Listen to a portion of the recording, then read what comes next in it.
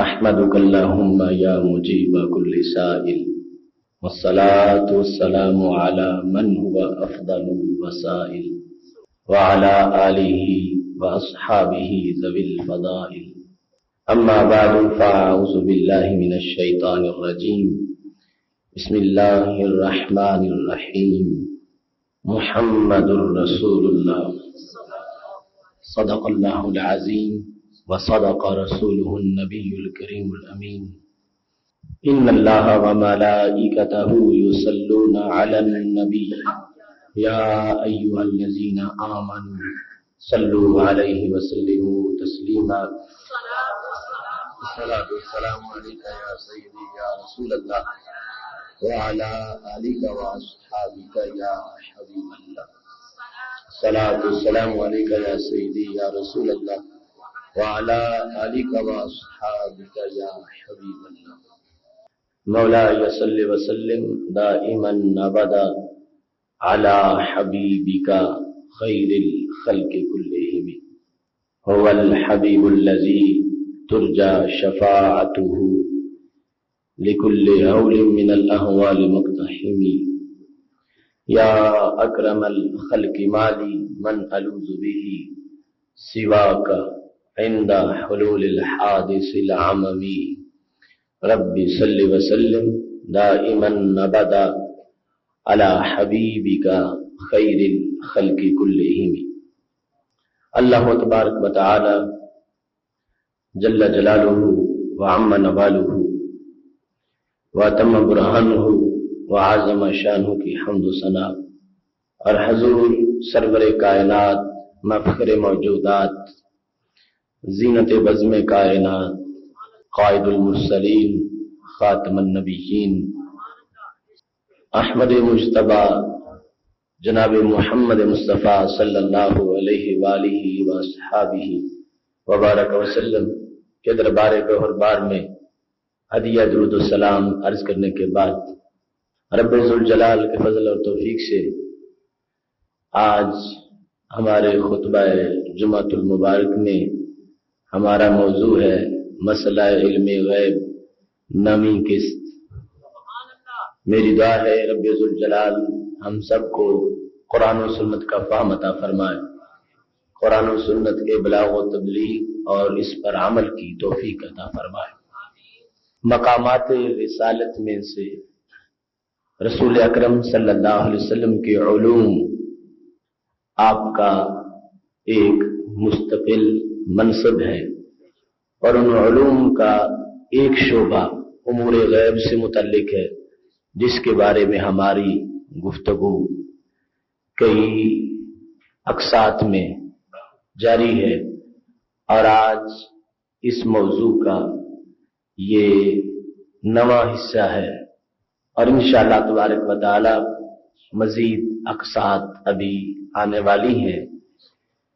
رب ذوالجلال کا فضل ہے کہ اس نے ہمیں اپنے محبوب علیہ السلام کی شان بیان کرنے کے لیے منتخب کیا ہے، اور خالق کائنات جل جلالہ کا ہم پہ کرم ہے کہ اس نے ہمیں اپنی عظمت و کبریا کے تسلیم کرنے کے ساتھ ساتھ اپنے محبوب علیہ السلام کی تعظیم کو سن کر خوش ہونے کی سعادت عطا فرمائی ہے۔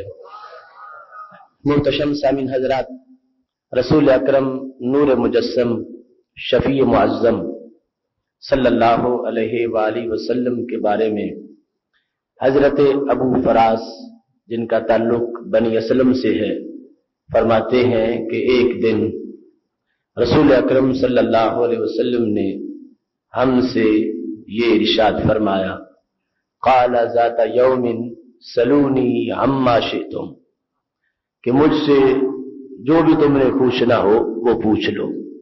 امام طبرانی نے معجم کبیر میں اس کو ان الفاظ سے روایت کیا ہے کہ رسول اکرم نور مجسم شفیع معظم صلی اللہ علیہ وسلم نے جب فرمایا سلونی عما شئتم، جس چیز کے بارے میں بھی تم نے مجھ سے سوال کرنا ہو وہ تم سوال کر سکتے ہو۔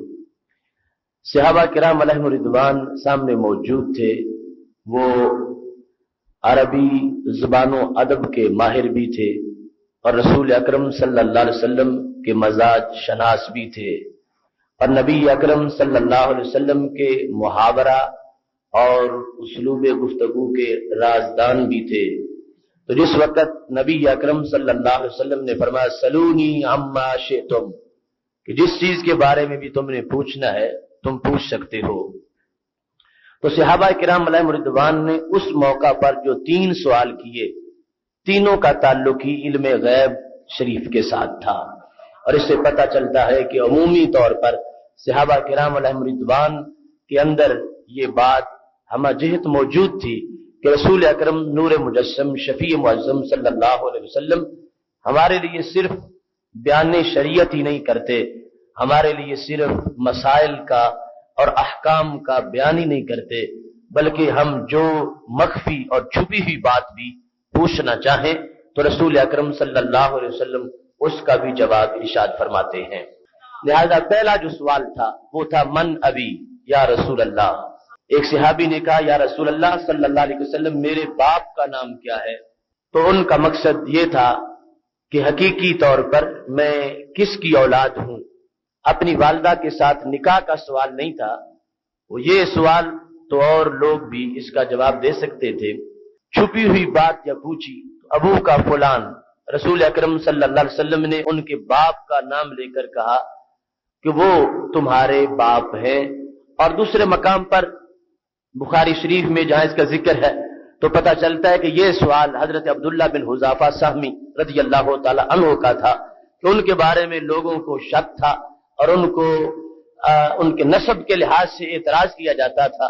انہوں نے پوچھا تو رسول اکرم صلی اللہ علیہ وسلم نے ان کے نسب کی صداقت کو بیان کیا اور فرما دیا کہ تم کسی طرح بھی تمہارے نسب پر کوئی غبار نہیں ہے، تم حلال زادے ہو اور تمہارے والد صاحب وہی ہیں حقیقی طور پر بھی جن کا تمہاری والدہ کے ساتھ نکاح موجود ہے۔ دوسرے نمبر پر ایک شخص بولا افل جنت انا، کیا میں جنتی ہوں؟ تو نبی اکرم نور مجسم شفیع معظم صلی اللہ علیہ وسلم نے برجستہ کہا انت فی الجنہ، تم جنتی ہو۔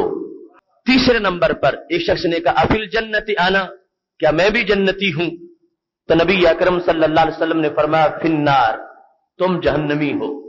تو رسول اکرم نور مجسم شفیع معظم صلی اللہ علیہ وسلم جب یہ فرما رہے تھے سلونی اما شئتم، جو پوچھنا ہے پوچھ لو، تو اس پر ماضی کی خبر بھی پوچھی گئی، مستقبل کی خبر بھی پوچھی گئی۔ جو پہلا سوال تھا اس کا تعلق ماضی کے ساتھ تھا اور جو بعد والے 2 سوال تھے ان کا تعلق مستقبل کے ساتھ تھا، اور مستقبل بھی قریب نہیں، مستقبل بعید کے ساتھ تھا۔ صرف وہ کل یا پرسوں کی خبر نہیں تھی، وہ کئی صدیوں کے بعد کے جو حقائق تھے ان کی خبر تھی۔ تو رسول اکرم صلی اللہ علیہ وسلم کے سوال سے جو صحابہ کرام علیہم رضوان نے سمجھا اور جس انداز پر انہوں نے سوال کیے تو پتہ چلا وہ یہ سمجھ رہے تھے کہ ہمارے نبی علیہ السلام نے ہمیں کھلی چھٹی دے دی اور کھلا اختیار دے دیا، چاہو تو روز اول سے لے کر ماضی کی خبر مجھ سے پوچھ لو اور چاہو تو ہمیشہ کے مستقبل کا بیان مجھ سے پوچھ لو۔ ماضی کی بات پوچھی گئی وہ بھی فی البدی نبی اکرم صلی اللہ علیہ وسلم نے برجستہ بیان کی ہے، اور جو مستقبل کی باتیں پوچھی گئی ہیں وہ بھی ہمارے نبی علیہ السلام نے فوراً بیان فرما دی ہے۔ دوسرے مقام پر بخاری شریف میں ہے رسول اکرم نور مجسم شفیع معظم صلی اللہ علیہ وسلم کے بارے میں حضرت حذیفہ بن یمان رضی اللہ تعالیٰ عنہ کہتے ہیں خطبنا رسول اللہ صلی اللہ علیہ وسلم خطبہ، ہمیں نبی اکرم صلی اللہ علیہ وسلم نے ایک خطبہ دیا، اور اس خطبے کے اندر کیا کچھ تھا؟ ذکر فیہا، نبی اکرم صلی اللہ علیہ وسلم نے اس میں ذکر کیا جو کچھ قیامت تک ہونے والا تھا، سب کچھ رسول اکرم صلی اللہ علیہ وسلم نے بیان کر دیا۔ عالمہ من عالمہ وجاہلہ من جاہلہ، دوسرے مقام پر حافظہ من حافظہ ونسیہ من نسیہ۔ وہ حضرت حذیفہ کہتے ہیں کہ رسول اکرم صلی اللہ علیہ وسلم نے جب بیان کیا تو کوئی چیز بھی آپ نے باقی نہیں رہنے دی، قیامت تک کا ہر مسئلہ آپ نے بیان کر دیا۔ یہ آگے لوگوں کے اپنے اپنے ظرف تھے، جس نے یاد رکھا جتنا یاد رکھا، جو کچھ یاد رکھا اس نے یاد رکھا، اور جو بھول گیا وہ بھول گیا، لیکن رسول اکرم صلی اللہ علیہ وسلم کے بیان کے اندر کوئی کمی نہیں تھی، اور آپ نے قیامت تک کی ہر چیز کا بیان اس خطبے میں فرما دیا تھا۔ اور یہ بھی نبی اکرم صلی اللہ علیہ وسلم کا ایک خصوصی انداز ہے، ورنہ چند گھنٹوں کے خطبے کے اندر قیامت تک کی ہر چیز کا بیان کیسے ہو سکتا ہے؟ فرمایا اوتی تو جوامع الکلم، مجھے میرے رب نے جامع کلمات دیے ہیں، اور ان جامع کلمات کے اندر جو اللہ نے مجھے شان دی ہے، عام کسی خطیب کو تو کیا، عام کسی مقرر کو تو کیا، عام کسی انسان کو تو کیا، فرمایا کسی نبی کو بھی اللہ نے وہ انداز نہیں دیا جو مجھے انداز دیا ہے، اور یہ میرے خصائص میں سے ہے۔ اللہ نے مجھے ایسے کلام کرنے کی سعادت دی ہے اور گفتگو کا ایسا طریقہ دیا ہے کہ میں جامع کلمات بولتا ہوں، میرا ایک جملہ بھی قیامت تک کے معنی پر مشتمل ہوتا ہے، اور اس کے معنی بیان کرنے سے ختم نہیں ہوتے۔ تو چونکہ انداز ایسا تھا، اگرچہ خطبے میں کئی مہینے نہیں لگے، وہ چند گھنٹوں کا خطبہ تھا، لیکن رسول اکرم نور مجسم شفیع معظم صلی اللہ علیہ وسلم نے اس انداز میں اس کے اندر بیان امور کر دیا ہے کہ حضرت حذیفہ رضی اللہ تعالیٰ عنہ کہتے ہیں نبی علیہ الصلوۃ والسلام نے قیامت تک کی ہر بات کا بیان ہمارے سامنے فرما دیا تھا۔ اس میں دوسرے مقام پر یہ بھی ہے، نماز ظہر کا وقت ہوا، ہمارے نبی علیہ السلام ظہر کے لیے اترے، نماز پڑھی، پھر ممبر پہ تشریف فرما ہو گئے، پھر عصر کا وقت ہو گیا، پھر اترے، عصر پڑھی، اور پھر ممبر پہ تشریف فرما ہوئے، یعنی اس طرح کا طویل خطبہ تھا، اور اس کے اندر آپ نے اخبار کا ذکر کیا، آپ نے غیب کی امور کا ذکر کیا۔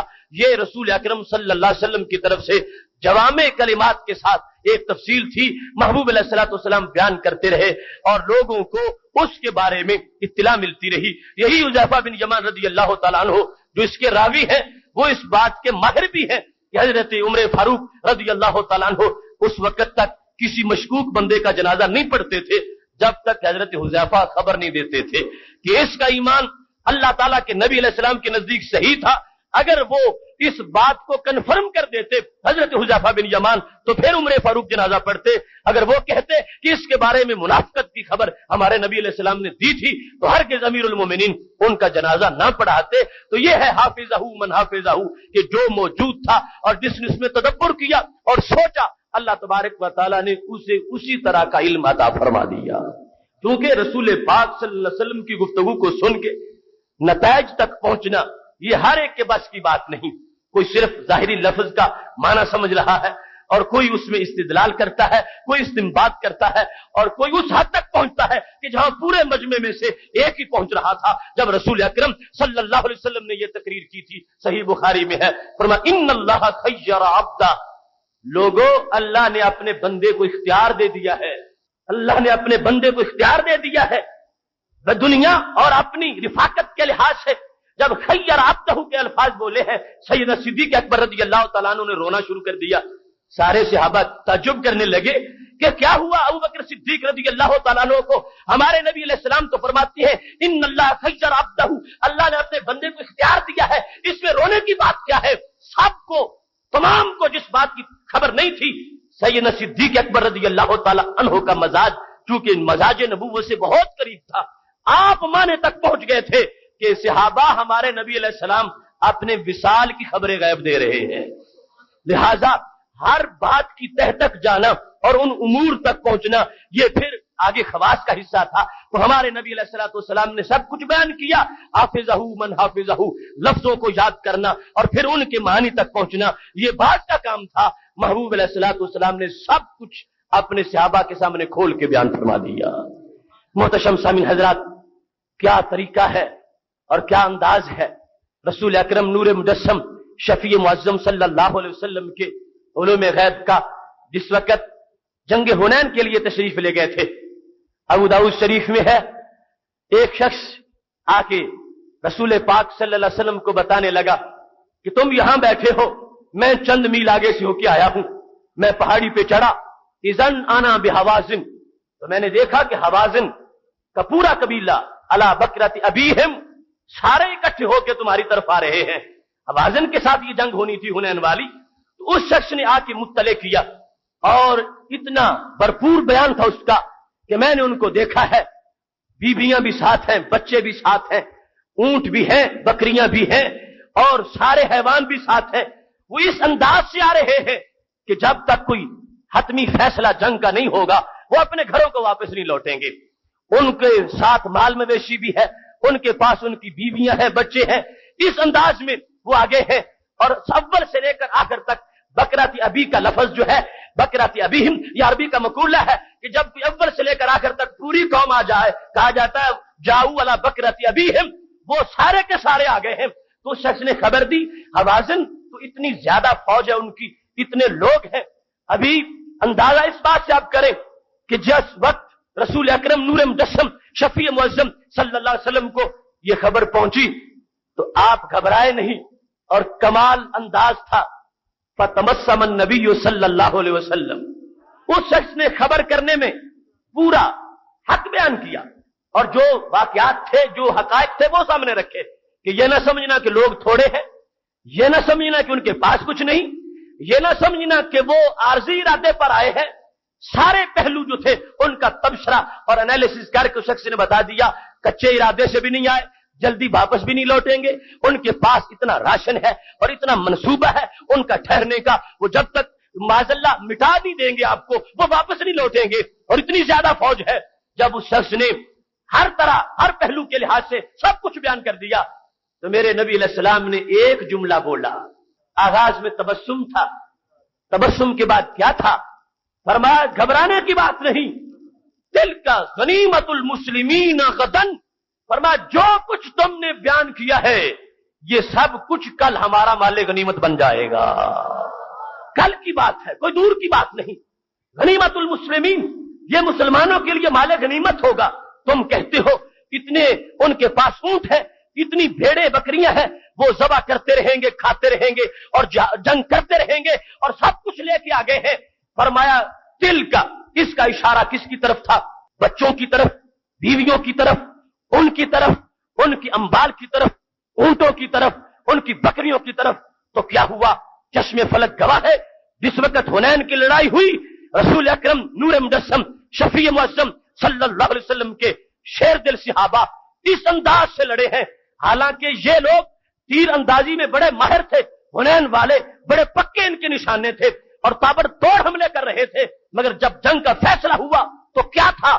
6000 عورتیں اور بچے ان کو قیدی بنایا گیا تھا. مسلم امہ کے سپاہیوں نے جب حملہ کیا تو 24,000 اونٹ اس مسلم امہ کو غنیمت میں ملے اور 40,000 بکریاں رسول پاک صلی اللہ علیہ وسلم کے سپاہیوں نے غنیمت میں حاصل کی. یہ ہے خبر غیب کا انداز, اور یہ ہے رسول اکرم نور مجسم شفیع معظم صلی اللہ علیہ وسلم کے لیے کل کا معاملہ وہ بتانے والا اس انداز میں بتا رہا تھا. اب کیا بنے گا, اب کیسے نکلو گے, کامیاب کیسے ہوگے, چھوڑ کے اب بھاگنا بھی مناسب نہیں ہے. ان کے پاس اس قدر تیاری ہے اور اتنا کچھ ہے, ابھی جنگ ہوئی نہیں, آمنا سامنا ہوا ہی نہیں, مگر میرے غیب دان نبی صلی اللہ علیہ وسلم کی نگاہ نبوت نے دیکھ کر اعلان کر دیا. فرمایا دل کا غنیمت المسلمین غدن انشاء اللہ تعالی, فرمایا اللہ چاہے گا یہ سب کچھ ہمارے غلاموں کی مٹھی میں موجود ہوگا. اب دیکھیے, جب مال غنیمت اتنا تھا تو مجموعی طور پر جو ان کے پاس موجود تھا یقیناً اس سے کچھ زائد ہوگا, جس کو وہ استعمال کر گئے یا جو بھاگ گیا آگے پیچھے جس سے وہ ہٹے. اور رسول اکرم نور مجسم شفیع معظم صلی اللہ علیہ وسلم کے غلاموں کو اللہ نے کتنے بڑے حوصلے عطا فرمائے ہیں اور کس انداز میں. اور یہ سارے کا سارا ان کا جتنا بھی مورال بلند تھا اس کے پیچھے نگاہ نبوت کے کرم تھے اور رسول پاک صلی اللہ علیہ وسلم کے حوصلے تھے. دنیا کا کون امیر کارواں ہوگا اور دنیا کا کون جو ہے کمانڈر ان چیف ہوگا جو اپنی فوج کو کل کی باتیں یوں بتا دے, کل کی انداز یوں بیان کر دے. میرے نبی علیہ الصلوۃ والسلام کی شان ہے اور یہ صحابہ کا عقیدہ ہے کہ وہ کچی لسی کی طرح عقیدہ نہیں رکھنے والے تھے کہ کہتے انہیں کیا خبر کہ کل کیا ہوگا. وہی نہیں, سب کو یقین ہو گیا کہ ہم تو ہر حال میں فاتح ہیں, اس واسطے کہ ہمارے نبی علیہ السلام نے ہمیں کل کی خبریں عطا فرما دی ہیں. دل کا غدن غنیمت المسلمین انشاء اللہ تعالی, फरमाया अल्लाह चाहेगा तो ये सब कुछ हमारी गनीमत है, ये सारे घरों से हमारे लिए ले आए हैं, सब कुछ ये इकट्ठा करके आ गए हैं, इन्होंने कुछ बाकी नहीं रखा, ये सब कुछ समेट के ले आए हैं और ये वापस नहीं जाएंगे, इनको खुद कत्ल कर दिया जाएगा और इनकी बीवियों और बच्चों को कैदी बना लिया जाएगा और ये जो माल लाए हैं वो भी माल गनीमत का हिस्सा बन जाएगा। ये रसूल अकरम नूर मुजस्सम शफी मुअज्जम सल्लल्लाहु अलैहि वसल्लम की शान रिसालत का वो हिस्सा है जिसको उस वक्त भी आले हक अपने यकीन का महवर समझते थे और आज के आले हक भी इसको अपने ईमान का जेवर समझते हैं। फिर देखिए रसूल अकरम नूर मुजस्सम शफी मुअज्जम सल्लल्लाहु अलैहि वसल्लम सहाबा किराम अलैहिम रिदवान से फरमाते हैं और सही बुखारी में है, और इससे एक नहीं हमारे लिए करोड़ ऐसे मामलात सामने आएंगे। लोग गिनने पे कहते हैं इस चीज का इल्म नहीं था, इस चीज का इल्म नहीं था, इसका माजल्ला इल्म नहीं था। अब यहां खबर कल की मिली तो वो कहां तक जो हजरत हुज़ैफा रज़ियल्लाहु ताला अन्हु ने बयान की, हमेशा जन्नत जाने तक और जन्नत के बाद के मामलात भी है। और अगर उमूर के लिहाज से देखा गया तो मेरे नबी अलैहिस्सलाम सहाबा को खिताब करते हुए कहते हैं, फरमाया लौ तालमूना मा आलमु लदहिकतुम कलीला वला बकीतुम कसीरा। मेरे सहाबा अगर तुम्हें इतना पता होता जितना मुझे पता है, लौ तालमूना मा आलमु, जो अगर तुम वो कुछ जानते होते जो मैं जानता हूं तो क्या होता? फरमाया नतीजा ये निकलता लदहिकतुम कलीला वला बकीतुम कसीरा। बहुत कम कभी तुम्हें हंसी आती, हर वक्त आंखें बरसती रहती, हर वक्त आंखों से आंसू टपकते रहते, हर वक्त तुम रोते रहते। तुम्हें मुस्तकबिल के बारे में खबर नहीं, तुम उमूरे गैब के बारे में वो इत्तला नहीं रखते जो मैं रखता हूं, तुम्हें पता नहीं है। अगर तुम्हें पता होता जो मुझे पता है, तुम थोड़ा रोते और तुम थोड़ा हंसते, तुम ज्यादा रोते। अब इसका ताल्लुक उमूरे शरीयत से नहीं है, क्योंकि मेरे नबी अलैहिस्सलाम ने सारी शरीयत बयान की है, और अगर सारी शरीयत बयान ना होती तो रिसालत का हक ही पूरा ना होता। बल्लिग मा उनज़िला इलैका मिन रब्बिक, ऐ मेरे नबी जो कुछ मैंने तुझे दिया सब कुछ सहाबा को सिखा दो, सब कुछ पढ़ा दो। तो रसूल अकरम सल्लल्लाहु अलैहि वसल्लम ने जो भी शरीयत थी वो सारी बयान कर दिया सहाबा को। तो पता चला यहां और कुछ है जिसके बारे में फरमाया है सहाबा तुम्हें वो पता नहीं जो मुझे पता है, और अगर तुम्हें पता चलता तुम थोड़ा हंसते ज्यादा रोते। तो ये वो गैब के उलूम थे जिनके बारे में नबी अलैहिस्सलातु वस्सलाम ने फरमा दिया कि अल्लाह ने मुझे वो खजाने भी दिए हैं सहाबा जो तुम्हारी निगाहों से गैब हैं मगर मेरे पास मौजूद है, और उनमें से अगर तुम्हें पता चल जाता तो फिर ऐसे वो गैब की बातें हैं और ऐसे वो मनाजिर हैं जहन्नम के, और ऐसी वो जन्नत की बातें हैं, और ऐसे मुस्तकबिल के फितन हैं, और ऐसी वो हलाकतें हैं, और ऐसी कुछ जंगों की बातें हैं, और ऐसे क़यामत तक की हालात हैं, और ऐसे महालिक हैं, और ऐसी लोगों की छुपी हुई दास्तानें हैं। अगर तुम्हें पता चल जाता तुम्हें हंसी कम आती, रोना ज्यादा आता। ये वो फरमान है नबी अलैहिस्सलाम का जिसमें वाज़ेह तौर पर महबूब अलैहिस्सलाम ने इन तमाम चीजों को खबर से ताबीर नहीं किया, इनको इल्म से ताबीर फरमाया है। एक तो इल्म कुल्ली उमूर का है, मखलूक के लिहाज से अल्लाह ताला के इल्म के साथ तो कोई बराबरी कर ही नहीं सकता। रब्बुल जलाल का इल्म उसका हम पल्ला किसी का इल्म नहीं है, लेकिन जमी मखलूकात का इल्म एक तरफ और हमारे नबी अलैहिस्सलाम का इल्म एक तरफ। ये जिनको फरमाया था उनमें खुद इल्म वाले इतने बड़े लोग हैं कि हजरत सिद्दीक अकबर रज़ियल्लाहु ताला अन्हु का जब विसाल हुआ था तो उस वक्त खबर दे के जा रहे थे कि अभी मैं इस बात पर मौजूद हूं और मुझे पता है कि मेरी अहलिया जो आज उम्मीद से है मेरे बाद उनके वतन से कौन पैदा होगा, किसका ज़हूर होगा।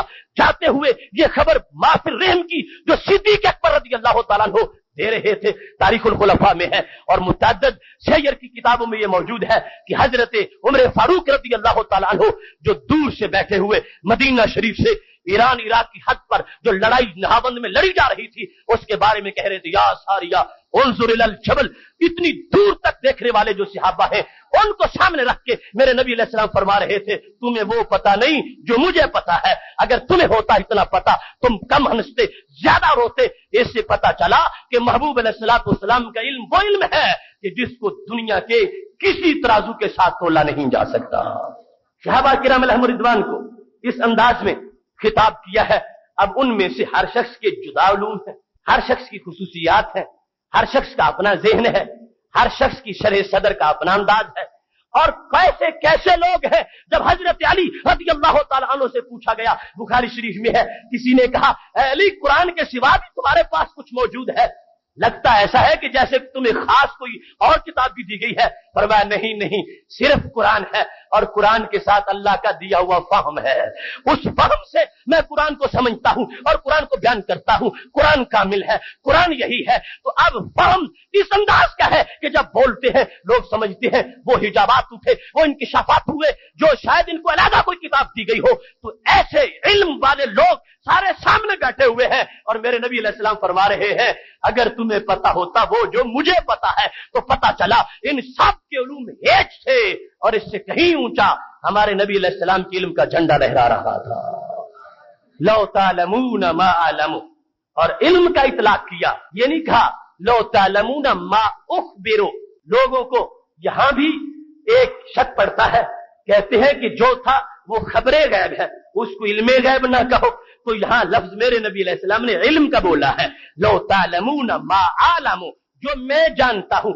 اور اب اس کے اندر کس انداز کی وضاحتیں ہیں، ہر ایک کے لحاظ سے سب کا علم، کسی کا چھٹانک، کسی کا سیر، کسی کا من اور کسی کا تن، یہ سارے لوگ سامنے بیٹھے ہوئے ہیں، اور ان سب کے مقابلے میں نبی علیہ الصلوۃ والسلام اس بات کا اعلان کر کے اپنے امور غیب اور علوم کلی کا اظہار کر رہے ہیں کہ خالق کائنات جل جلالہ نے مجھے وہ خزانے عطا فرمائے ہیں، تم سارے مل کے میرے علم کی ایک تجلی کا مقابلہ بھی نہیں کر سکتے۔ اس واسطے بخاری میں لفظ ہے، فرمایا انا اعلمکم باللہ، میں تم سب سے زیادہ اللہ کو جانتا ہوں۔ اور اللہ کو جاننے کا مطلب یہ ہے کہ وہ غیب ہے، ظاہر بھی ہے، باطن بھی ہے، لیکن کسی نے آنکھ سے اس کو دیکھا نہیں، اور یہ وہ ذات ہے جنہوں نے آنکھ سے اس ذات کو دیکھا ہے۔ اب اس انداز میں فرمایا تم ساری کائنات کے لوگ اکٹھے ہو جاؤ، تمہیں اللہ کا وہ تعارف نہیں جو مجھے تعارف ہے۔ اور اس انداز میں وہ ساری چیزیں جو شخص اللہ کی باتوں کو، اللہ کی اوصاف کو اور اللہ تعالیٰ کی معرفت کے جاننے کے لحاظ سے سب سے پہلے نمبر پر ہے، ہو ہی نہیں سکتا اس کو مخلوق کی خبر نہ ہو، مخلوق کے بارے میں علم تھوڑا ہو۔ مخلوق کو جاننا آسان ہے، خالق کو جاننا مشکل ہے۔ جو خالق کو جاننے کے لحاظ سے فرما رہے ہیں انا اعلمکم باللہ، میں تم سب سے زیادہ اپنے رب کو جاننے والا ہوں، تو پتہ چلا اسی علم کے لحاظ سے، خبر کے لحاظ سے نہیں، وہ جمی مخلوقات کو بھی ساری کائنات کے لوگوں سے زیادہ جاننے والے ہیں۔ محتشم سامعین حضرات، رسول اکرم نور مجسم شفیع معظم صلی اللہ علیہ وسلم کے علوم کا سمندر ہے ایک۔ اگر ہم رب کعبہ کی قسم ہے اس موضوع کی 1000 قسطیں بھی بنائیں پھر بھی تھوڑی ہوں گی، اس واسطے کہ علم ایسا ہے، ہم جیسوں کو خبر کیا، ہم جو کچھ بھی بیان کریں گے ان کے سمندر جو علم کا ہے اس کا ایک قطرہ بھی نہیں قرار پائے گا۔ محبوب علیہ الصلوۃ والسلام کو اللہ تعالیٰ نے وہ شانیں عطا فرمائی ہے، وہ جس کی ذات کی تجلی اگر لکڑی پہ پڑ جائے، لکڑی کو بولنا بھی آ جائے، لکڑی کو چلنا پھرنا بھی آ جائے، لکڑی کو دیکھنا بھی آ جائے، لکڑی چمکنا بھی شروع کر دے۔ حضرت موسیٰ علیہ السلام کے ہاتھ کی لکڑی دور میں اس پر تجلی پڑی ہے، اور اس کو اتنے خزانے مل گئے ہیں، اور جو معراج کی رات اللہ کے قرب میں ثم دنا فتدلی کے قرب میں بیٹھے تھے، اور پوری ذات کے جلوے جن کے بدن پر پڑ رہے تھے، روح پر پڑ رہے تھے، دماغ پر پڑ رہے تھے، قلب پر پڑ رہے تھے، ان کے علوم کا اندازہ کون کر سکتا ہے؟ محتشم سامعین حضرات، دیکھیے بخاری شریف میں متعدد مقامات پر یہ حدیث موجود ہے، اور یہ حدیث اس کا صرف ایک حصہ یہاں بیان کروں گا، اس سے درجنوں اور مسائل بھی ثابت ہوتے ہیں کہ لوگوں کو جن مسئلوں میں الجھن ہے، ہر مسئلہ اس سے سامنے آتا ہے۔ اس وقت صرف ایک پہلو اس کا بیان کرتا ہوں۔ جب نبی اکرم نور مجسم شفیع معظم صلی اللہ علیہ وسلم رات کے وقت ایک جنگ کی طرف جا رہے تھے، صحابہ کرام علیہم رضوان ساتھ ہیں، اور حضرت عامر بن نقوہ رضی اللہ تعالی عنہ، ان سے کسی نے کہا عامر سفر کر رہے ہیں، ہم اس سے محظوظ ہوتے رہیں گے اور سفر کا پتہ نہیں چلے گا۔ حضرت عامر بن نقوہ رضی اللہ تعالی عنہ نے وہ ترانہ پڑھا، اس کی اشعار جو ہے ترانے کے، ان میں آگے مختلف عقائد کا بیان ہے، اور کمال انداز تھا، رات کا وقت تھا اور ٹھنڈی ٹھنڈی ہوا چل رہی تھی، اور میرے نبی علیہ الصلوۃ والسلام میرے کارواں تھے اور کارواں کے اندر یہ شعر پڑھے جا رہے تھے، اللہم لولا انت مہدینا ما تصدقنا ولا صلینا، اے اللہ اگر تو ہمیں ہدایت نہ دیتا تو ہم ہدایت نہ پاتے، نہ صدقہ کرتے، نہ نماز پڑھتے، نہ ہم اور کوئی کام کرتے۔ یہ دیگر مقامات پر جب آتا ہے اس کا ترجمہ اسی طرح کیا جاتا ہے، لیکن اس جگہ جو اشعار پڑے گئے اس کا ترجمہ یوں ہوگا، اللہ کے نام سے شروع کرتا ہوں، یا رسول اللہ صلی اللہ علیہ وسلم آپ ہمیں ہدایت نہ دیتے، ہم اندھے ہوتے، ہمیں کچھ نظر نہ آتا، ہم کچھ دیکھ نہ سکتے، نہ صدقہ کرتے، نہ نماز پڑھتے، نہ زکات دیتے، نہ حج کرتے، ہماری کوئی حیثیت نہ ہوتی۔ یہ اشعار پڑھے جا رہے تھے تو میرے نبی علیہ الصلوۃ والسلام نے فرمایا من السائق، یہ اونٹ چلانے والا کون ہے جو فرش پہ بیٹھ کے عرش کی خبریں دے؟ ان کے لیے اپنے کارواں کے جاننے والوں کا یہ مسئلہ نہیں تھا، تقیہ کلام تھا۔ پوچھا یہ سائق کون ہے تو کہا گیا یہ عامر بن نقوہ ہیں جو شعر پڑھ رہے ہیں۔ رسول اکرم نور مجسم شفیع معظم صلی اللہ علیہ وسلم نے فرمایا رحمہ اللہ، اللہ عامر پہ رحم کرے، یہ لفظ بولے ہیں۔ تو حضرت عمر رضی اللہ تعالیٰ عنہ فوراً بولے واجبت، اور دوسرے مقام میں بخاری میں قالوا واجبت، سارے صحابہ نے کہا اب عامر شہید ہو گئے اور جنت ان کے لیے ثابت ہو گئی۔ رسول پاک صلی اللہ علیہ وسلم نے صرف یہ لفظ بولے رحمہ اللہ، اللہ عامر پہ رحم کرے، اور حضرت عمر رضی اللہ تعالیٰ عنہ کہتے ہیں لوگوں سن لو، عامر کی شہادت کی خبر سرکار نے دے دی ہے، عامر بن نقوہ شہید ہو جائیں گے اور عامر بن نقوہ کو جنت ملے گی۔ رسول اکرم صلی اللہ علیہ وسلم کے یہ الفاظ صحابہ کا اجماعی عقیدہ ہے غیب کے بارے میں کہ جس جنگ کے موقع پر بھی سرکار کسی صحابی کا نام لے کر یہ فرما دے رحمہ اللہ، صحابہ کہتے ہیں یہ لکیر ہوتی تھی پتھر پر کہ اب اللہ اس کو اسی جنگ میں شہادت عطا فرمائے گا۔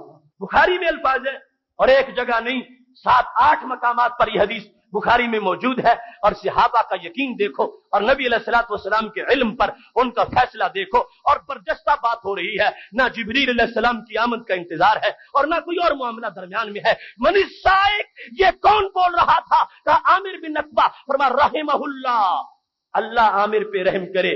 قالوا وجبت، صحابہ نے کہا لو فیصلہ ہو گیا، عامر کل شہید ہو جائیں گے۔ رسول اکرم صلی اللہ علیہ وسلم کا وہ انداز جو میں نے بھی بیان کیا کہ خبر سمجھنا یہ بھی ہر بندے کی بس کی بات نہیں، اس کے لیے بھی اسلوب چاہیے۔ ہم سنیں گے تو ہم کہیں گے یہ محض ایک دعا ہے رحمہ اللہ، خدا ان پہ رحم کرے، اس میں کوئی خبر نہیں ہے، اور پھر بالخصوص ہم تو کہتے ہی رحمت اللہ ان کو ہے جو فوت ہو چکے ہو، اور پھر ان کے لیے یہ بولا جاتا ہے۔ میرے نبی علیہ السلام زندہ کو کہہ رہے تھے رحمہ اللہ، اللہ عامر پہ رحم کرے۔ قالوا وجبت، سارے صحابہ نے اپنے یقین کا اظہار کیا کہ سن لو یہ غیب کی خبر آ گئی ہے، کل جنگ بھی ہوگی اور جنگ میں حضرت عامر شہید بھی ہو جائیں گے۔ کہاں یہ عقیدہ کہ انہیں کل کا پتہ ہی نہیں کل کیا ہوگا، اور کہاں صحابہ کا حسن عقیدہ کہ سرکار اگرچہ یہ نہیں کہہ رہے کہ کل عامر شہید ہو جائے گا، مگر صحابہ کو خوشبو ہر لفظ سے علم غیب کی آ رہی ہے۔ رحمہ اللہ جب کہہ دیا ہے تو سارے کہنے لگے یہ انداز ہے نبی علیہ السلام کا، آج تک ایسے نہیں ہوا کہ جس کو جنگ کے موقع پر رسول اکرم صلی اللہ علیہ وسلم نے رحمہ اللہ فرمایا ہو اور وہ شہید نہ ہوا ہو۔ سرکار فرماتے ہی اس کو ہے جس کی شہادت سامنے ہوتی ہے، لہذا سب نے یہ غیب کی خبر سن کر اس پر اپنے عقیدے کا اظہار کر دیا کہ اللہ تبارک و تعالیٰ اسی جنگ میں حضرت عامر کو شہادت عطا فرمائے گا۔ کیا ہوا؟ کہتے ہیں وہ رات جس میں سفر تھا گزرتی گئی، اگلا دن ابھی گزرا نہیں، صبیحہ شروع میں دن کی صبح میں ہی اللہ نے حضرت عامر کو شہادت عطا فرما دی۔ حضرت عامر رضی اللہ تعالیٰ عنہ، عامر بن نقوہ اور ان کے بھتیجے جن کو سلمہ بن نقوہ کہا جاتا ہے، سلمہ بن عمر بن نقوہ اصل ان کا نام ہے، وہ کہتے ہیں میں نے ایک عجیب خبر سنی، کچھ لوگ کہہ رہے تھے حبط عملہ کہ عامر بن نقوہ کا عمل ضائع ہو گیا، عامر بن نقوہ کا عمل ضائع ہو گیا۔ وجہ کیا تھی کہ جب وہ لڑے انہوں نے ایک کافر کی پنڈلی پہ تلوار ماری، تلوار واپس لوٹ کے انہیں لگ گئی، تو لوگوں نے کہا کہ یہ خودکشی ہو گئی ہے، تو عامر بن نقوہ کے سارے عمل ضائع ہو گئے۔ خودکشی سے تو بندے کا کچھ بھی نہیں بچتا، عامر بن نقوہ کے سارے عمل ضائع ہو گئے۔ جس وقت کچھ لوگوں کا یہ تبصرہ تھا، حضرت سلمہ بن نقوہ نبی علیہ السلام کے پاس آ گئے، قربان جاؤں کتنا حسین عقیدہ تھا. کہنے لگے میں نے لوگوں کو سنا کچھ لوگ کہہ رہے ہیں عامر بن نقوہ کا عمل ضائع ہو گیا. میرے نبی علیہ السلام نے فرمایا کاذب من قالا، جس نے یہ لفظ بولے اس نے جھوٹ بولا ہے. اب دیکھو علم کتنا ہے. شہادت کی خبر پہلے دی ہے اور اس کے بعد شہادت کے بعد کیا ہوگا، کہاں جائیں گے، کیا معاملہ ہوگا، حساب کتاب کیسے ہوگا، کیا ملے گا، اجر کتنا ہوگا، یہ سارے مخفی امور تھے. اور اتفاق سوال جواب کا ہے، یعنی کہ پہلے ہوا پھر پوچھا. اللہ نے نور اتنا دے رکھا ہے کہ بائی چانس بھی اگر کسی نے پوچھا ہے اس کو جواب ارشاد فرمایا ہے. اب حضرت سلمہ بن عقبہ نے کہا کہ کچھ لوگ یہ خدشہ ظاہر کر رہے ہیں کہ یہ خودکشی بن گئی ہے اور عامر بن عقبہ کا عمل ضائع ہو گیا ہے. فرمایا اس نے جھوٹ بولا جس نے یہ کہا. سن لو ان لہو اجرین اثنین، اللہ نے میرے عامر کو ڈبل اجر عطا فرمایا ہے. ڈبل اجر عطا فرمایا ہے، ڈبل اجر عطا فرمایا ہے. ڈبل اجر، اجر کے فیصلے اور اجر کے معاملات، اللہ تعالیٰ کے فیصلے، اللہ تعالیٰ کی طرف سے اجر اس کے اختیار میں ہے، وہ دیتا ہے. لیکن نبی علیہ الصلوۃ والسلام کہاں تک جانتے ہیں شہادت کے بعد کے معاملات کو. یہ وہ محبوب علیہ السلام ہیں جنہوں نے دیکھا تھا حنین کے میدان میں ایک شخص کو تو جنگ سے پہلے کہہ دیا تھا یہ جہنمی ہے. لوگ اس کو جنتی کہہ رہے تھے. میرے نبی علیہ السلام نے فرمایا الی النار، اگرچہ تم اس کو شہید کہتے ہو مگر میں اس کو جہنمی کہتا ہوں. اور ثابت ہوا کہ وہ خودکشی کر کے مرا تھا، جہنمی بنا تھا. کتنا فرق ہے، ظاہر میں کچھ اور ہوتا ہے، باطن میں کچھ اور ہوتا ہے. جس کو ظاہر لوگ دیکھ کے جنتی کہہ رہے تھے، نگاہ نبوت نے اس کو جہنمی بتایا اور وہ جہنمی بنا. اور جس کے بارے میں کسی نے یہ کہہ دیا عمل ضائع ہو گیا، میرے نبی علیہ السلام نے فرمایا ضائع نہیں ہوا، اس کو ڈبل اجرت عطا فرما دی گئی ہے. پھر کیا فرمایا انہو لجاہد مجاہد. فرمایا کچھ لوگ صرف مجاہد ہوتے ہیں، یہ صرف مجاہد نہیں، یہ جاہد بھی ہے. جاہد اور مجاہد، جاہد اور مجاہد. جاہد کیا ہے؟ جاہد ہے فی الخیر اور مجاہد ہے فی سبیل اللہ. فرمایا جو اوروں سے لڑے کافروں سے وہ مجاہد ہوتا ہے، اور جو اپنے آپ کو ہر وقت نیکی میں پابند رکھے وہ جاہد ہوتا ہے. فرمایا یہ جاہد بھی ہے مجاہد بھی ہے. یہ وہ غیب کے معاملات تھے، قیامت تک کسی کو ایک بات کی بھی خبر نہ ملتی. جو کام میرے نبی علیہ السلام کے علم غیب نے سارے انجام دیے ہیں. اور فوراً یہ جواب ارشاد فرما دیا، فرمایا انہیں کچھ نہ کہو، اللہ تبارک و تعالیٰ نے ان کو ڈبل اجر عطا فرمایا ہے. اور اس مقام پر صحابہ کرام علیہم رضوان کی یہ حیثیت ایمان کی. فرمایا اللہ امتعتنا بہ، یا رسول اللہ صلی اللہ علیہ وسلم آپ نے اتنا جلدی لفظ رحمہ اللہ بول دیا، اب ہمیں پھر جنگی ترانے کون سنائے گا؟ اللہ امتعتنا بہ، لو امتعتنا بہ، یہ الفاظ ہیں مختلف. فرمایا کاش کہ یا رسول اللہ صلی اللہ علیہ وسلم آپ عامر کو کچھ دیر اور زندہ رکھتے، آپ زندہ رکھتے. اللہ امتعتنا بہ، بہ کا مرجع عامر ہے، امتعتا آپ یا رسول اللہ صلی اللہ علیہ وسلم. صحیح بخاری ہے، صحابہ کہہ رہے ہیں آپ کے ہاتھ میں کنجی ہے، آپ کی زبان کی حکومت ہے. وہ زبان جس کو سب کن کی کنجی کہیں، اس کی نافذ حکومت پہ لاکھوں سلام. یہ بریلی شریف کی آواز نہیں، یہ صحابہ کی بھی آواز ہے. وہاں سے چل کے یہ عقیدہ آیا ہے. صحیح بخاری میں یہ لفظ ہے، سارے صحابہ رسول اکرم صلی اللہ علیہ وسلم کی بارگاہ میں کہہ رہے ہیں کاش کہ چند دن اور اس کو زندہ رکھتے آپ اور ہمیں فائدہ پہنچاتے. امتعتنا، آپ ہمیں فائدہ دیتے، بہی، اس کو زندہ رکھ کے. کیا حسین عقیدہ ہے صحابہ کرام علیہم رضوان کا. کہاں کی وہ گمراہ سوچ جو یہ کہیں کوئی فائدہ دے ہی نہیں سکتے. صحابہ کہتے ہیں یا رسول اللہ صلی اللہ علیہ وسلم کاش کے، لو کا معنی یہ بنتا ہے اور اللہ ہو، ایسا کیوں نہ ہوا کہ آپ رحمہ اللہ نہ بولتے، عامر ہمارے ساتھ زندہ رہتے، ہم ان کے نغمے بھی سنتے، ان کی چلتی تلواریں بھی دیکھتے. اتنا جلد یا رسول اللہ صلی اللہ علیہ وسلم رحمہ اللہ فرما دیا. تو یہ صحابہ کرام علیہم رضوان محبوب علیہ السلام کے صرف علم غیب پر یقین نہیں رکھتے، ان کے اختیار کامل کو بھی مانتے ہیں. امتعتنا بہ، کاش کہ آپ ان کو زندہ رہنے دیتے، مزید کچھ دن آپ ان کو مہلت دے دیتے، یہ ہمارے ساتھ رہتے. آپ ہمیں امتعتنا، آپ ہمیں ان کو زندہ رکھ کے مزید فائدہ پہنچاتے رہتے. محتشم صاحب حضرات، اب دیکھیے رسول اکرم نور مجسم شفیع معظم صلی اللہ علیہ وآلہ وسلم کی علوم ہمہ جہت اور ان کے نتائج اور ان کے فوائد کتب حدیث اس کی کتنی گواہیوں سے لبریز ہیں. اور زاد المعاد میں یہ حدیث شریف موجود ہے کہ رسول اکرم نور مجسم شفیع معظم صلی اللہ علیہ وسلم کعبۃ اللہ کا طواف کر رہے تھے. ہم فضالۃ ان یقتل محمدا صلی اللہ علیہ وسلم. ایک شخص کا نام فضالہ بن عمیر تھا. کئی دنوں سے تیاری کر رہا تھا کہ جب بھی وقت ملے گا معاذ اللہ میں حضرت محمد مصطفیٰ صلی اللہ علیہ وسلم کو شہید کر دوں گا. کلمہ کو گو تھا، منافق تھا، اور اپنا نفاق اس نے چھپایا ہوا تھا، اور اس کو یہ خبر نہیں کہ میں زبان پر لا کر بات لوگوں کو تو دھوکہ دے سکتا ہوں، مگر جن کے سامنے دل کے معاملات بھی ہوتے ہیں وہ مجھ سے کیسے دھوکہ کھا سکیں گے. اس نے ارادہ قتل کیا. کب؟ وہو یطوف. ہمارے نبی علیہ السلام کعبہ شریف کا طواف کر رہے تھے. فضالہ بن عمیر نے اس کعبے کے اندر کعبے کو تطہیر دینے والی ذات کو شہید کرنا چاہا. لما دنا منہ، جب چلتے چلتے میرے نبی علیہ السلام کے پاس پہنچا، ہمت نہ پڑی کہ ہاتھ اٹھاؤں. سرکار نے دیکھا، فرمایا افضالہ، کیا تم فضالہ ہو؟ کہنے لگا نعم یا رسول اللہ صلی اللہ علیہ وسلم، ہاں میں فضالہ ہوں. اور اب اپنی گفتگو میں فوراً رویہ بدل گیا، اور اس میں بھی منافقت تھی، حالانکہ رسول دل سے مانتا ہی نہیں تھا. نام یا رسول اللہ صلی اللہ علیہ وسلم، ہاں میں فضالہ ہوں. میرے نبی علیہ السلام نے فرمایا ماذا تحدث به نفسک، تمہارے دل میں کیا خیال تھا جب تم ادھر آئے تھے؟ ماذا تحدث به نفسک، تیرے نفس کا خیال.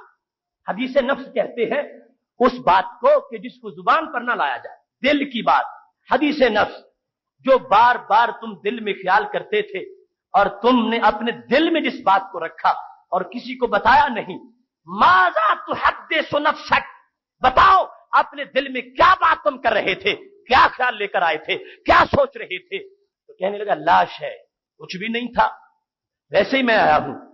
اور ساتھ کتنی منافقت، کنت اذکر اللہ، میں اللہ کا ذکر کر رہا تھا. اللہ کے ذکر کی ڈھال میں منافقت کرنا یہ شروع سے معاملہ. کنت اذکر اللہ، میرے نبی علیہ السلام نے فرمایا دل میں کیا خیال تھا، دل کی بات بتاؤ.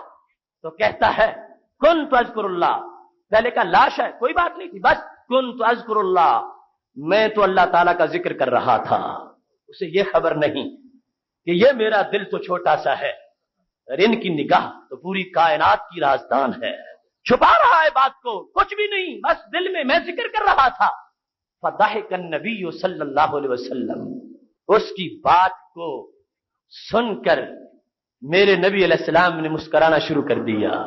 تیرے دامن میں چھپے چور انوکھا تیرا.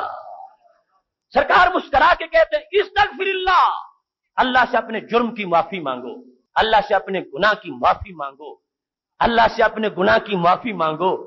تم ایک تو برے ارادے سے آئے تھے اور پھر تم جھوٹ بول رہے ہو. ایک تو کائنات میں سب سے پلید خیال جو تمہارے دل میں تھا اس کو تم اللہ کا ذکر کہہ رہے ہو.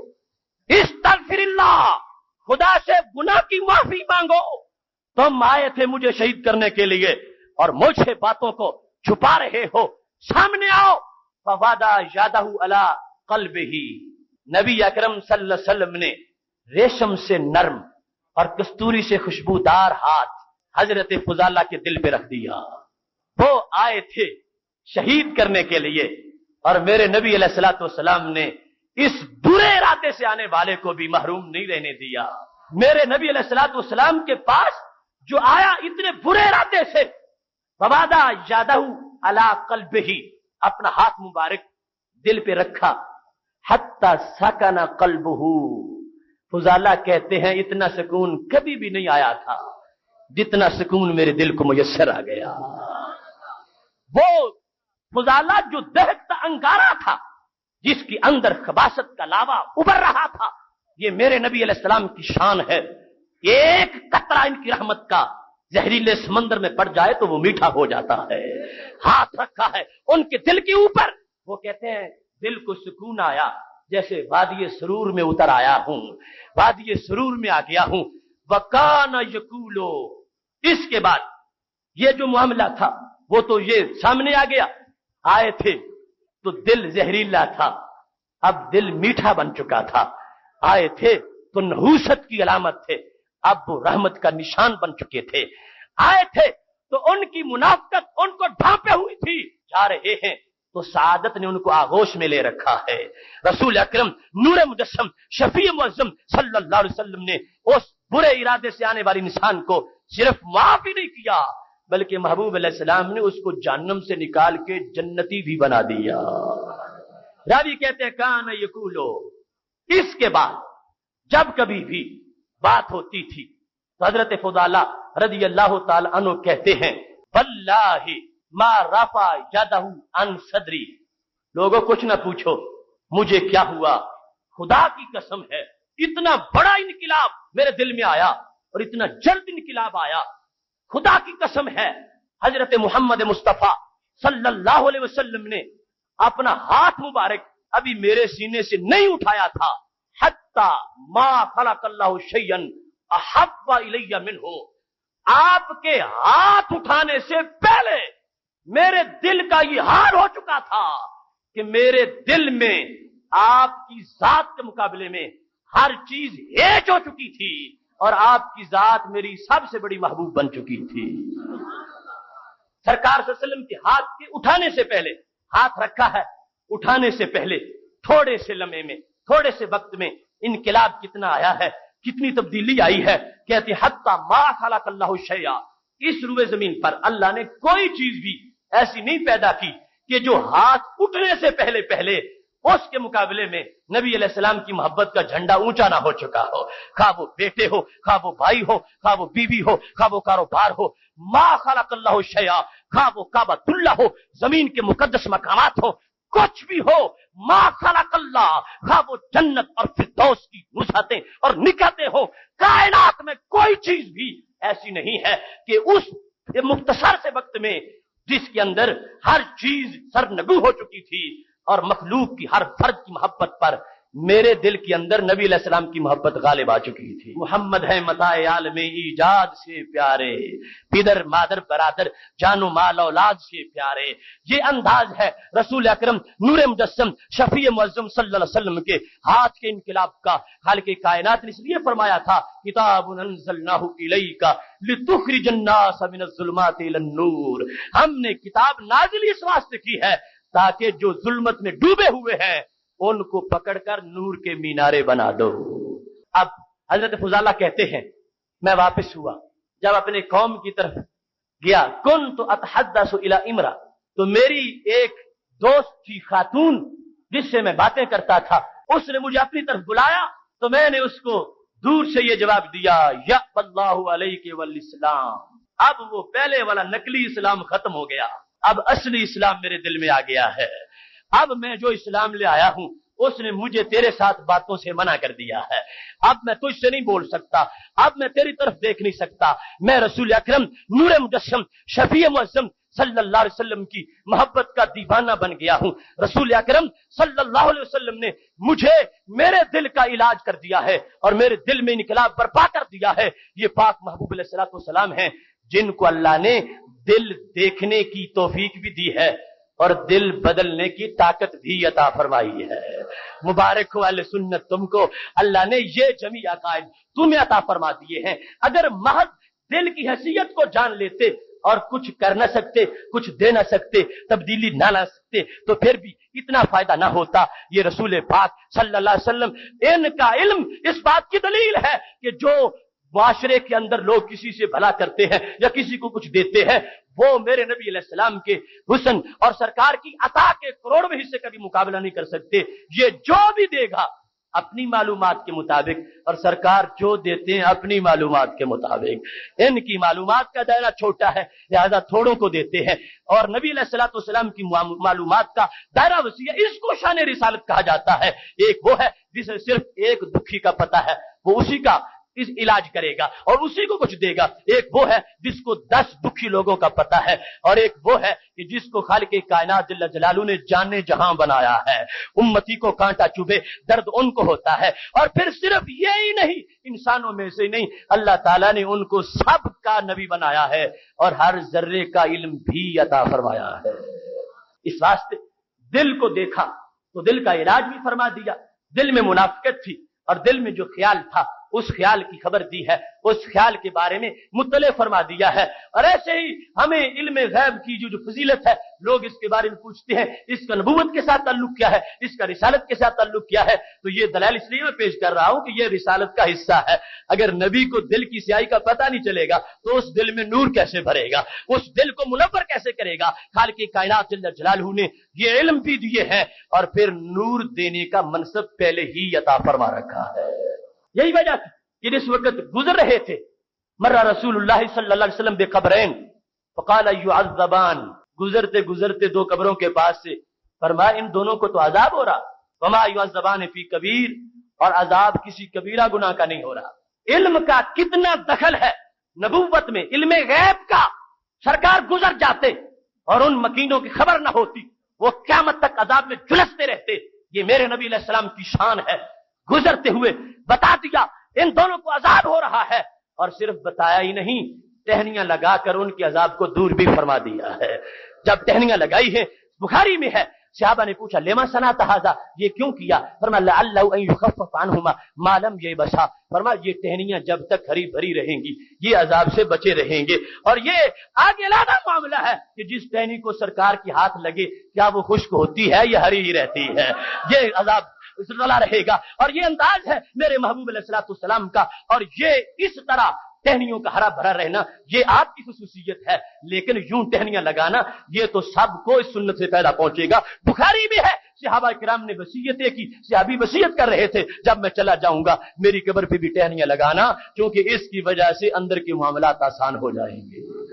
یہ علم ہے اور یہ علم کیا نبوت سے ریلیشن شپ ہے, یہ ضابطہ رابطہ اور تعلق ہے نبوت کے ساتھ. ان علوم کا رسول پاک صلی اللہ علیہ وسلم نے صرف یہ نہیں بتایا ان کو عذاب ہو رہا ہے, یہ بھی بتایا کس وجہ سے ہو رہا ہے. یہ بھی علم کا حصہ تھا. اور اب شریعت اور علم غیب کا کتنا مضبوط تعلق ہے, حصہ کس لحاظ سے ہے. فرمایا ان میں سے کان احدہما یمشی بالنمیمہ, ایک چغل خور تھا اور دوسرا کون تھا؟ فرمایا دوسرا پیشاب کی چھینٹوں سے نہیں بچتا تھا. کبیرہ گناہ ان کا نہیں. پتا چلا صرف ان کا ہی پتا نہیں, ان کے نامہ اعمال کا بھی پتا ہے, معلومات ہے. فرمایا یہ وہ کام ہے. تو اب یہ خبریں غیب تھی اور قیامت تک کے لیے درس شریعت بھی بن گیا کہ لوگوں پیشاب کی چھینٹوں سے بچا کرو, کیونکہ اس وجہ سے بھی عذاب قبر میں ہو سکتا ہے. اور چغل خور نہ بنو, اس وجہ سے بھی عذاب قبر میں ہو سکتا ہے. وہ لوگ عقل کے کس حصے کے مالک ہیں جو یہ کہہ دے کہ امور اور علوم غیب کا کچھ شریعت سے تعلق ہی نہیں ہے اور یہ نبی کی کوئی شان ہی نہیں ہے, جبکہ ہم جس جہت میں دیکھتے ہیں پتہ چلتا ہے بڑا قریب کا تعلق ہے. اور اس کی وجہ سے دونوں جہاں میں امت کو سعادتیں حصے میں آئی ہیں. رسول اکرم نور مجسم شفیع معظم صلی اللہ علیہ وسلم کے علوم نے, علم غیب نے جو درس دیے اس کا اس سے بھی پتہ چلتا ہے. آخری بات اس موضوع کی اس وقت ختم کرتا ہوں. میرے نبی علیہ السلام کے ایک غلام تھے مدعم, جن کو کہا جاتا تھا مدعم. وہ جب شہید ہوئے خیبر کے بعد وادی قرا میں آئے ہوئے تھے تو ان کو ایک گمنام تیر لگا, پتہ نہیں کس نے مارا تھا, وہ شہید ہو گئے. جب شہید ہو گئے لوگوں نے کہا ہنی اللہ الجنہ, ان کو جنت کی مبارکباد ہو. ظاہر تو یہی تھا کہ جب تیر لگا وہ شہید ہو گئے تو جنتی ہے. لیکن میرے نبی علیہ السلام نے فرمایا والذی نفسی بیدہ, مجھے اس ذات کی قسم ہے جس کے قبضہ میں میری جان ہے. صحیح بخاری شریف میں الفاظ ہیں, مجھے اس ذات کی قسم ہے جس کے قبضہ میں میری جان ہے. ان الشملۃ التي اخذها يوم خیبر قبل ان اصابتها المقاسم لتشتعل عليه نارا. فرمایا مجھے اس ذات کی قسم ہے جس کے قبضہ میں میری جان ہے, وہ چادر جو اس نے خیبر کی غنیمتوں میں سے تقسیم سے پہلے چوری کی وہ اب بھی اس پہ شعلے مار رہی ہے, وہ چادر اس پہ شعلے مار رہی ہے, وہ چادر جل رہی ہے, اس کے شعلے اس شخص تک پہنچ رہے ہیں. یہ میرے نبی علیہ السلام کے علم غیب کا معاملہ تھا, بظاہر اور دیکھا جا رہا تھا, اور نبی علیہ الصلوۃ والسلام نے غیب کی کیفیت کو واضح فرما دیا. فرمایا وہ چادر جو حالانکہ ساتھ تھے لوگ حفاظت کرنے والے، لیکن انہوں نے پھر بھی چوری کی۔ سرقہ ہوتا ہی تب ہے جب اپنی کوشش کے مطابق چھپ کو کیا جائے، ورنہ اس کو ہوشیاری سے کوئی چھین کے لے جاتا ہے تو اس کو اختلاس کہا جاتا ہے، اگر زور پہ لے جاتا ہے تو اس کو انتہاب کہا جاتا ہے۔ یہ سرقہ تب بنتا ہے کہ مال محفوظ تھا اور اس کے اوپر پہرا بھی تھا یا کوئی حفاظت کا طریقہ بھی موجود تھا، اور پھر بھی حاصل کرنے والے نے چھپ کے حاصل کیا ہے۔